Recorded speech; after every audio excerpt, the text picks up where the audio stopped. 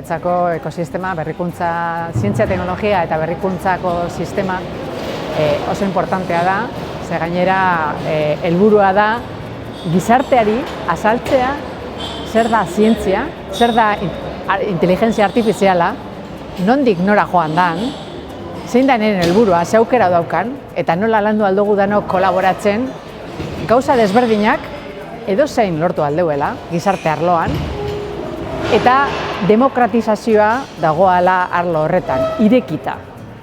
Guretzako, agente hauek kolaboratzen batera, lortu aldabe berrikuntza desberdinak arlo desberdinetan.